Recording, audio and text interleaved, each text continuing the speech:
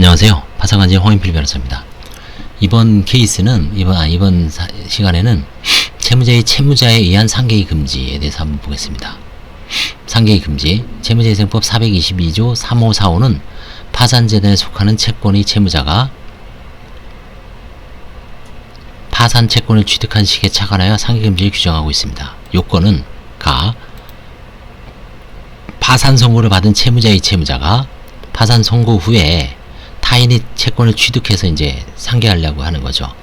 파산 선고를 받은 채무자에 대해서 채무를 부담하는 자가 파산 선고 후에 타인이 파산 채권을 취득한 때에는 취득한 파산 채권을 자동 채권화하는 상계는 금지가 되고 있습니다. 이 상계를 인정하면 파산 선고에서 액면금액 미만의 가치밖에 없는 것이 거의 확정된 파산 채권에 대해서 액면금액대로의 만족을 주게 되기 때문입니다. 예컨대 B가 A에 대해서 금전 채권을 가지고 있는 상태에서 B가 파산하였다고 가정합시다. 이때 A가 B에 대해서 대여금 채권을 가지고 있는 금융기관 등으로부터 염가에 그 대여금 채권을 매수하여 B의 A에 대한 금전 채권과 A, B에 대한 대여금 채권을 상계하면 A는 염가에 매수한 대여금 채권으로 B에 대한 금전 채권을 소멸시킬 수 있습니다. 그러나 B는 파산 절차에 의해서 배당할 것이었던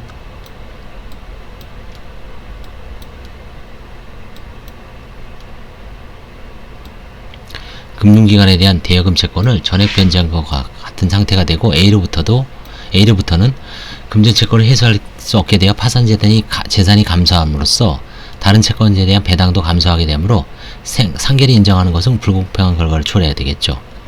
이 경우 파산 취득자의 선의 악의를 불문합니다. 타인의 파산 채권을 취득하는 경우란 파산 채권을 매입하는 경우 외에도 합병 등의 포괄 승계의 경우도 포함됩니다. 또한 파산 채권의 취득 원인이 파산 선고 전이라도 파산 선고 후에 비로소 대항 요건을 구비한 양수 채권에 의한 상계는 금지됩니다. 선고 후에 대항 요건을 구비했다면 보증인이 주채무자에 대해서 채무를 부담하고 있는 경우에 파산 선고 후에 보증채무를 이행한 결과에 취득하는 구상권을 자동채권으로 상대할 수 있는지가 문제되는데, 보증인이 주채무자의 파산 선고 전에 주채무자의 부탁 없이 체결한 보증계획에 기하여 파산 선고 후에 변제한 경우에는 보증인은 구상권을 자동채권화하여 상계할 수 없다라고 하고 있습니다. 파산 선고를 받은 채무자의 채무자가 지급정지 또는 파산 신청이 있음을 알고 파산 채권을 취득한 때, 지급정지 파산 신청은 채무자가 파산 상태에 있다는 것의 외부적 징표죠. 이런 사실이 있으면 파산 선고 전이라도 파산 채권의 실제 가치가 이제 떨어지죠. 실제 가치가 저하된 것을 알고서 파산 채권을 취득한 자를 액면대로 보호할 필요가 없죠. 대등한 액면 금액으로 재단에 대한 채무를 면하게 대하는 것은 파산재단에 해야겠죠. 이러한 의미에서 본호의 규정은 3호의 규정을 지급정지, 파산 신청 시까지 소급해서 확장한 것입니다. 그러나 본호는 마찬가지로 세 가지 예외가 있다고 하죠. 아까 비슷하죠.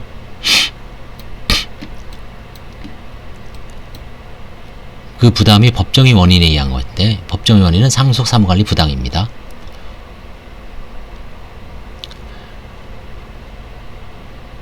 다음에 두 번째는 채권의 취득이 채무자의 지급정지 또는 파산 신청이 있음을 알기 전에 생긴 원인에 기한 때. 이건 아까 설명을 했기 때문에 여기는 넘어가도록 하겠습니다.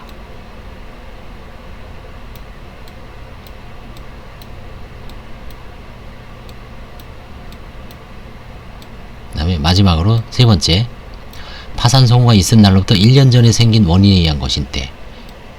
이것도 동일한 비판이 있죠. 1년의 기준시를 파산 선고시로 기준을 할 것인지 신청시로 기준을 할 것인지. 일본은 신청시죠. 선고의 언제 선고에 따라서 상계의 범위가 달라지죠. 대법원은 채무자회생법 422조 제4호 단서 제2호 단서 다목은 지금 이걸 말하는 겁니다. 파산 선고를 받은 채무자의 채무자가 지급정지 또는 파산 신청이 있었음을 알고 파산 채권을 취득하는 경우에 파산 채권의 취득이 파산 선고가 있은 날로부터 1년 전에 생긴 원인에 대한 때는 예외적으로 상계를 허용하고 있는데, 회생 절차가 진행된 후에 파산 선고가 된 경우 회생 절차에 소요된 기간은 이 규정의 기간에 산입되지 아니한다 라고 보고 있습니다.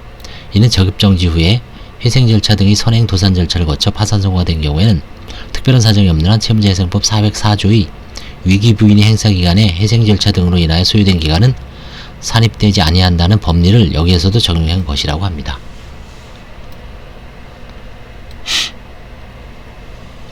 자, 그래서 이번에는 채무자에 의한 상계가 금지된다. 이건 어제 채권자의 상계가 금지되는 것과 거의 뭐 요건이 비슷하죠. 거의 똑같습니다. 그래서 그것과 동렬선에서 일단 채권을 고의적으로 사들여서 상계하는 거죠. 그 다음에 지급정지가 알고 취득하는 거고, 그런 어떤 평등에 저하되는 행위를 금지하고 있습니다. 다음 시간에는 파상반지에 인한 상계를 한번 보도록 하겠습니다. 감사합니다.